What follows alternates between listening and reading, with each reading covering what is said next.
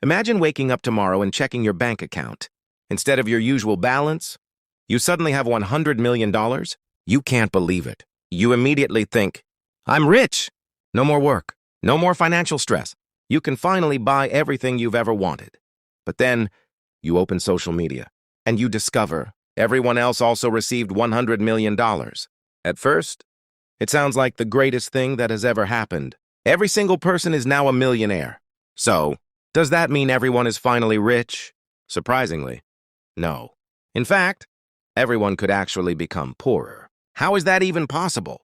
If everyone has more money, shouldn't everyone become wealthier? This is where one of the biggest misconceptions about money begins. Most people think money itself is wealth, but that's actually not true. Money is simply a tool that helps us exchange things. Think about it this way. Imagine you're stranded alone on an island. You have $1 billion inside your backpack. Would you be rich? Not really. Because you can't eat money. You can't drink it. And you certainly can't build a shelter out of it. Real wealth isn't paper money. Real wealth is food, clean water, homes, roads, electricity, factories, hospitals, and the people who create all of those things. So if money isn't real wealth, what happens when a government suddenly creates a lot more of it? Let's imagine a tiny town with only 10 apples. That simple example will explain almost everything. Imagine a small town with only 10 people. And today, a local farmer has harvested exactly 10 apples. 1 apple for each person.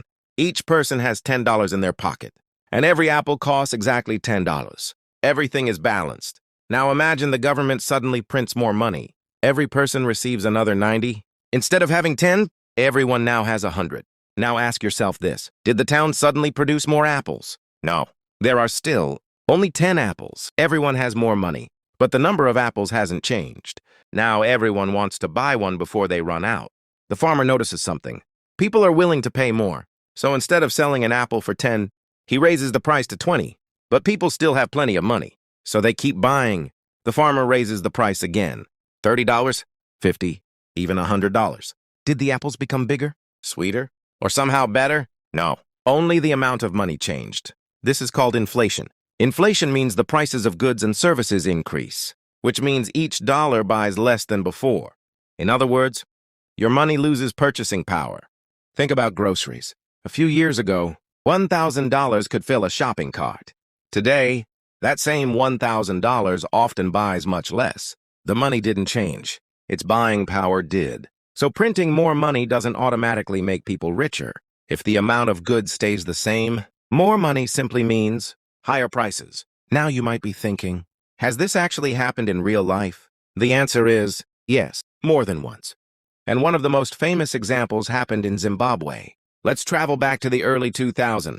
The country is Zimbabwe. At the time, Zimbabwe wasn't just dealing with one problem. It was facing several major economic challenges all at once. Many farms were no longer producing as much food. Some businesses closed. Factories slowed down. That meant the country was producing fewer goods than before. At the same time, the government kept creating more and more money. The idea was simple. If people had more money, maybe the economy would recover. But that isn't what happened. Remember the Apple example? Now imagine that happening across an entire country. More money, but fewer products. The result was exploding prices. A loaf of bread that cost a few dollars soon cost hundreds, then thousands, then millions, and eventually billions. People rushed to spend their money as quickly as possible, because by tomorrow, that same money could buy even less. Saving money became almost impossible. Eventually, Zimbabwe printed banknotes worth $100 trillion. That's one, followed by 14 zeros. It sounds unbelievable, but that banknote was real. But here's the shocking part. Having a $100 trillion bill didn't make anyone rich. It simply showed how much the currency had lost its value. Now here's something important. Printing money alone wasn't the only reason Zimbabwe experienced hyperinflation. The economy was already struggling. Food production had fallen. Businesses were producing less. Confidence in the currency was disappearing. Zimbabwe teaches us an important lesson. Money only has value when people trust it and when there's enough real goods and services behind it. Without those, printing more money can't create prosperity. But here's something many people don't realize. Governments and central banks do create new money sometimes, and it doesn't always lead to hyperinflation. So, When is printing money actually a good idea? Let's find out. After hearing about Zimbabwe, you might think printing money is always a terrible idea, but that's not actually true. Sometimes, creating new money can help an economy. The important question isn't, can governments print money? It's how much and when. Imagine a town after a massive flood. Many businesses are closed. People lose their jobs. Customers stop spending money. Shops don't have enough buyers to stay open. The economy begins slowing down. In situations like this, central banks may increase the money supply, not to make everyone rich, but to keep businesses alive, to encourage banks to lend, and to help the economy recover. But there's one important condition.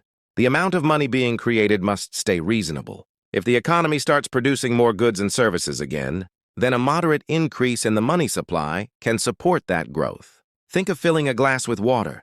A little water is exactly what you need. Too little, and the glass stays empty. Too much, and it overflows. Money works in a similar way. Economists spend years trying to find that balance, because printing too little money can slow the economy, but printing too much can make everyone's savings worth less. Finding the right amount is one of the hardest jobs in economics. So let's go back to our original question. Why can't governments simply print enough money to make everyone rich? Because money itself isn't wealth. Real wealth comes from people creating valuable goods and services. Printing more money doesn't automatically create more food, more houses, more hospitals, or more technology. It only creates more money. Think of a concert with 1,000 seats. If the organizer suddenly prints 10,000 tickets, do more seats magically appear? Of course not. Now thousands of people are competing for the same limited seats. Money works exactly the same way. The lesson is simple. A country's success isn't measured by how much money it prints. It's measured by what its people produce, its businesses, its workers, its innovation, and its ability to create real value. So the next time someone says, "Why doesn't the government just print more money?" you'll know the answer. Printing money is easy. Creating real wealth is the difficult part. If you enjoyed this simple explanation of economics, don't forget to subscribe, because next time, we'll explain another topic that affects your money every single day.